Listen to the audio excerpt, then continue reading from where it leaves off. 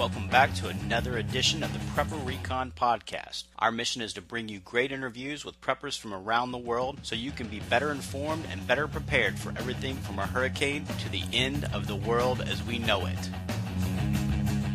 Whether your plan is to bug out or bug in, CampingSurvival.com has all of your preparedness needs, including fish antibiotics, long-term storage food, water filters, bug-out bags, and first aid kits. Use coupon code PREPPERRECON for 5% off your entire order at CampingSurvival.com. Our individual first aid kits are now on sale. They're MOLLE-compatible pouches in Coyote, ACU, OD, or Black. They're equipped with an Israeli battle dressing, quick clot, TK4 tourniquet, suture kit, and lots of extras. It's perfect for your car, bug-out bag, or home first aid kit. Go to the PrepperRecon.com homepage and click on the IFAC store tab at the top of the page. They're on sale for $89, and that includes shipping. This kit could save your life. Today's guest is Scott Roeder of LessGovIsTheBestGov.com. Scott, thanks for coming on the show. You're very welcome, Mark. Absolutely. Now, when did you start Less Gov is the Best Gov? Oh, it's been about 3 years. It was in response to a Fourth Amendment issue in the little city of Oregon and county of Oregon I live in, Lane County and Eugene, Springfield vicinity, and they were going to take away 200 feet of rural residents' property without compensating them on the ruse or the canard that there was a water quality problem with the drinking water supply for Eugene. So they were just going to seize 200 feet of every county resident who had surface water, a creek or a pond or a lake or even a drainage ditch on their property qualified to be seized. And they weren't going to compensate anybody. So that's why I started Less Gov is the Best Gov.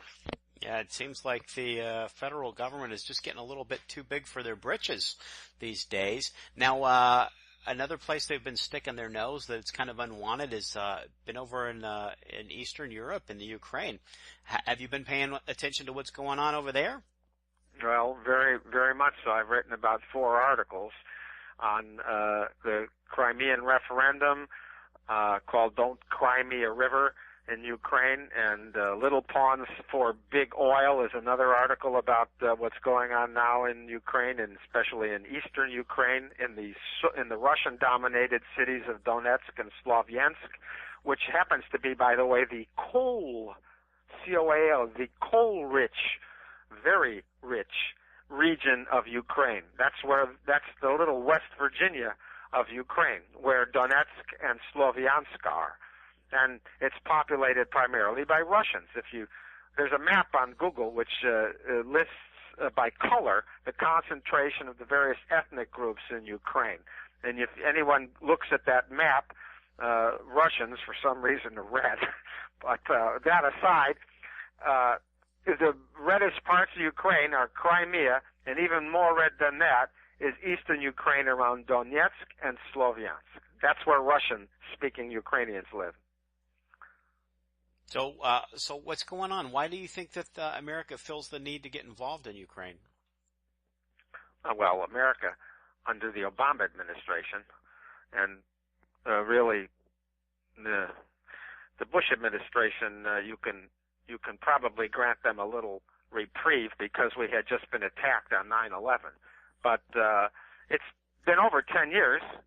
And the Obama administration feels the need to stick their big nose all in other people's business all over the world, especially in the Middle East. Now, we're sticking our 2 cents into Ukraine. And no one in the mainstream media is explaining why we're there, what we're doing there, and the extent of our meddling. So does that mean you don't think it's to promote democracy? Do you think that there's some ulterior motive? That's the last thing we care about in the world is promoting democracy. If we cared about democracy, the Obama administration perchance would respect the United States Constitution once in a while. And the reason we're there in the Ukraine, which is not to promote democracy, is to peddle our natural gas. There's 2 revolutions that have occurred nearly simultaneously. The Second Orange Revolution in Ukraine, when they illegally threw out their corrupt president. They didn't wait for an election. They threw him out of office prematurely. He's still the official president of Ukraine. The government that was organized after his ouster by street mobs in Kiev is illegitimate. And after they threw him out, they set this government up. Our State Department both supported and funded the ouster, the street demonstration that threw him out, and we rushed to recognize their illegitimate government. Yet, in response to what had just occurred in Ukraine, the Russian-speaking population of Ukraine, which lives in Crimea, they voted to have a referendum. They elected to have their political voice heard on whether they wanted to maintain the current relationship they had with Ukraine as a autonomous so-called region, or they wanted to separate from such a country that would disrespect their own constitution, toss out their president, and reunify with Russia. And that's what they did. They voted over 95% to reunify politically with Russia in response to the illegal activity that had just occurred in Kiev less than a month earlier. We don't recognize that referendum, though we claim to support democracy. But that's just as legal as what happened in Kiev, isn't it? I mean, if it's even more legal, Mark, because the people in Crimea didn't have street mobs. They didn't toss anybody out of office. They held a referendum and expressed their political self-determination to become unified with a country that they preferred. So that's their right. I'm not pro or anti-Russia, but I'm pro-telling the truth. And the truth is, we're the biggest hypocrites in the world right now, not Russia. We're meddling all over the world, more than Putin's meddling in Ukraine, and we don't have any business condemning him or claiming he's manipulating circumstances to their advantage. He's responding to ethnic Russians. He actually responded to Yanukovych's request to send troops to Crimea. Because I guarantee you, without those Russian soldiers that were stationed in Crimea during their referendum, there wouldn't have been a referendum. The illegitimate government in Kiev wouldn't have allowed a referendum. The only reason that referendum was held was because there were Russian soldiers protecting the Russian-speaking Ukrainians' right to hold that referendum. And after it was held, the votes were there. The Russian Duma, which is their version of a parliament, they voted to annex subsequently to the referendum that indicated they wanted to reunify with Russia. They voted in the Duma to annex Crimea. We don't recognize that. No, we recognize a legitimate bunch of hooligans and street mobs that tossed their president out prior to his running for office again. And if that be the case, then I don't know, maybe we ought to consider tossing our own president out of office. We don't do those things in America. We wait for an election, and civilized, we take the pulse of the country. I hope pulse of the country throws the Democrats out next time, but I'm not prepared to go to Washington and toss them out. Although apparently it's okay with the Obama administration. Let's see, maybe they'd feel okay if all the Tea Party people rallied in Washington and tossed this current administration out like the Ukrainians tossed Yanukovych out. That's the truth. That's consistency. The Obama administration are a bunch of hypocrites. And Obama was recently in the Philippines, and the Filipino people were protesting violently because they don't like the idea of America having a military base in their country. In fact, we've got over 700 military bases in over 140 different countries around the world. So it's a little hard for us to lecture Russia about wanting to secure their interests in Crimea in a bordering state where they have a military base, isn't it? Yeah, they have a legitimate interest in Crimea. They have Russian speaking Ukrainians living in Ukraine, and we have nobody. We have literally no Americans living in countries where we've meddled, such as Libya, bombing Libya to oust Gaddafi, not the nicest dictator in the world. Nevertheless, what was our interest in bombing Libya to oust Gaddafi? Supporting the Muslim Brotherhood, which overthrew an American-friendly regime in Egypt of Hosni Mubarak. What Americans were we protecting there? Selling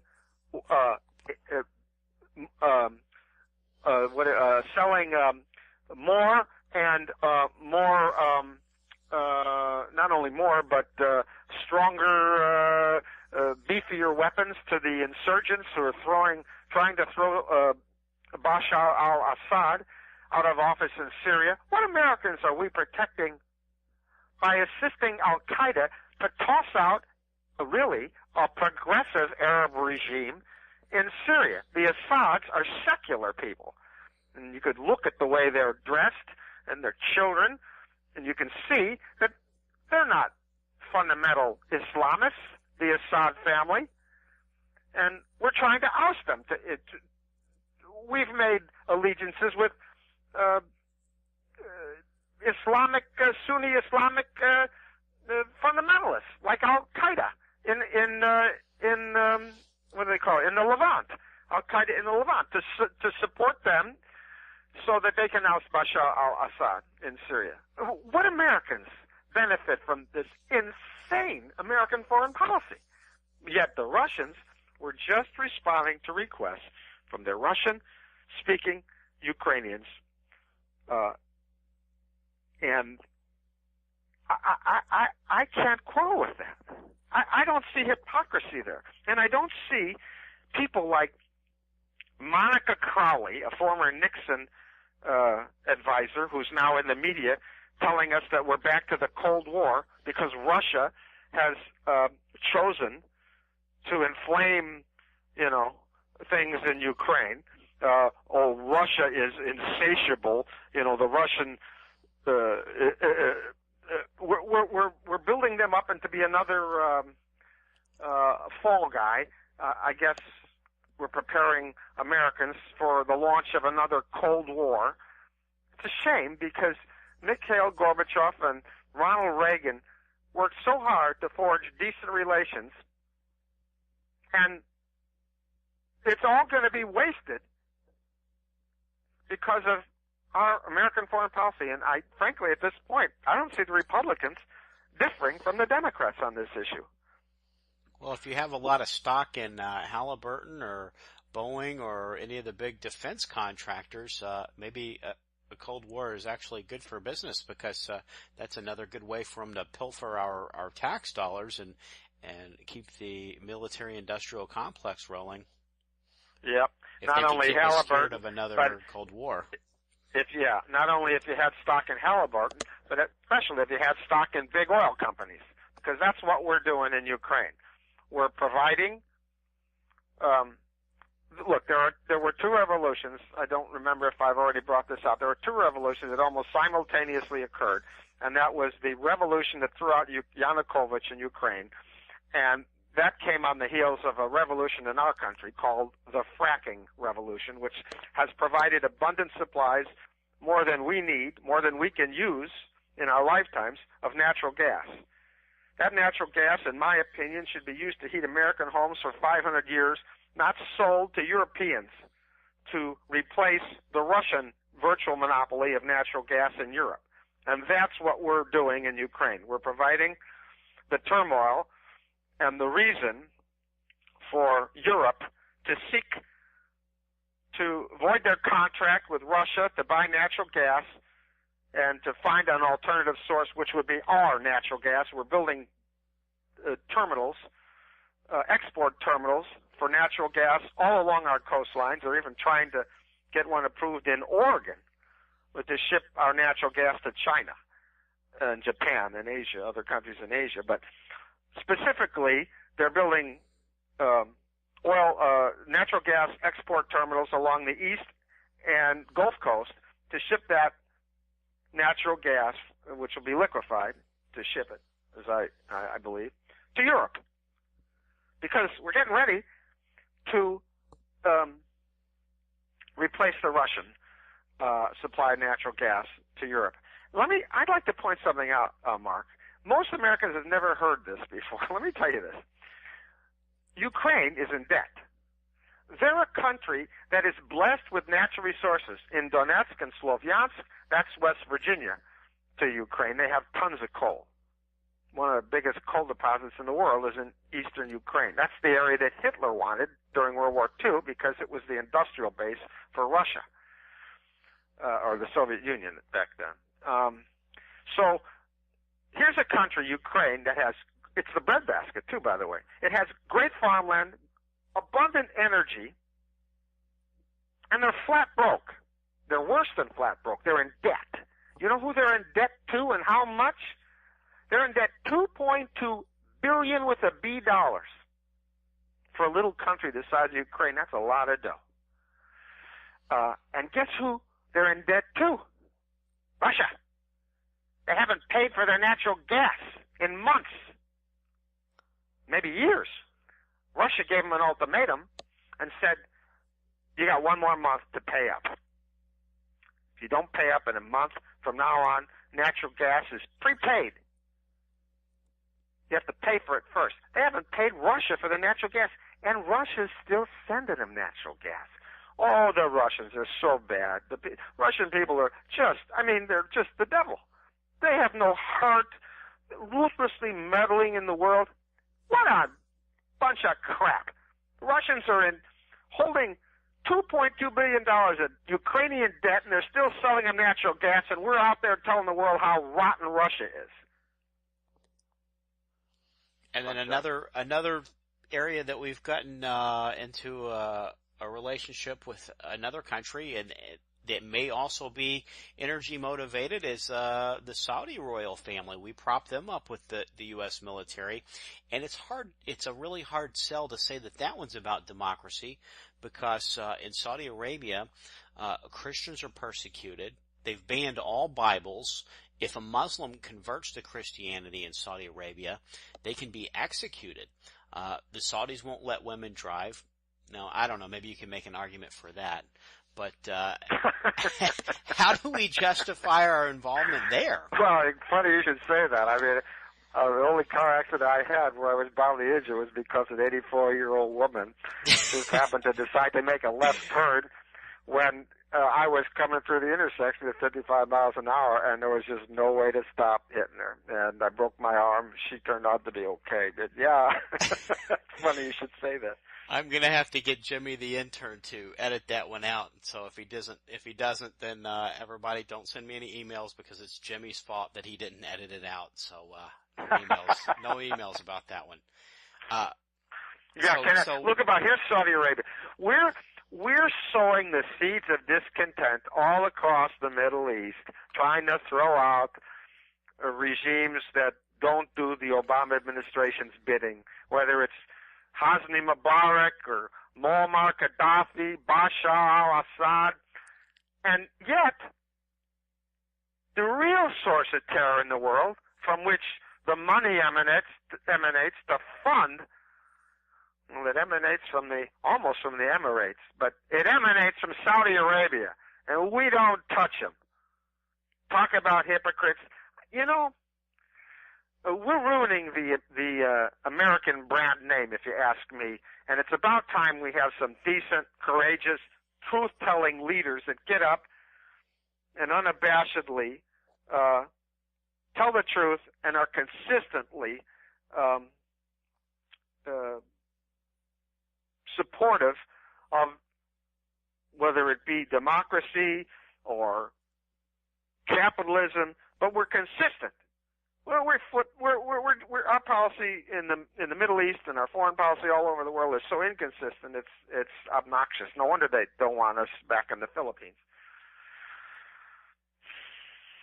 So Scott, now you've got, you said you've mentioned that you've written several articles on the Ukrainian situation, and folks can go over to your website at Less Gov is the Best Gov and read all of that. Can you tell our folks one more time where they can find your website? It's www.less, L-E-S-S, gov, G-O-V. Less Gov is the best gov. If you just type in less government, you'll probably get it on the search results page, or less government is best. And most variations of that will bring up my website, lessgovisthebestgov.com. All right, and we'll have links to that in today's show notes. And Scott, thanks so much for taking time to come on the show today. It's been my pleasure, Marco, and you keep up the good work. All right, thank you. I hope you enjoyed today's show. In addition to our interview with Scott on the Ukrainian situation, we've also got some supplemental videos from Vice News. They've been doing a really good job on keeping up with the situation on the ground, especially in eastern Ukraine. And check those out. If you're listening on iTunes or Stitcher or YouTube, head on over to prepperrecon.com and check out the extra videos. Hey preppers and patriots, American Meltdown, the long-awaited sequel to American Exit Strategy, is now available in Kindle and paperback. In American Meltdown, Book 2 of the Economic Collapse Chronicles, the new president, Anthony Howe, signs an executive order banning all semi-automatic weapons. Matt, Adam, and Wesley Baer begin training with their local militia for the battle that is coming. Within weeks of the inauguration, the $700 trillion derivatives bubble pops when rates on U.S. debt skyrocket. The derivatives crisis is the final nail in the coffin of the banking system and the death of the fiat currency system in America. With the dollar gone, commerce comes to a screeching halt. While times prove to be tough for all, survival favors the prepared. Get your Kindle or paperback copy of American Meltdown, Book 2 of the Economic Collapse Chronicles on Amazon today.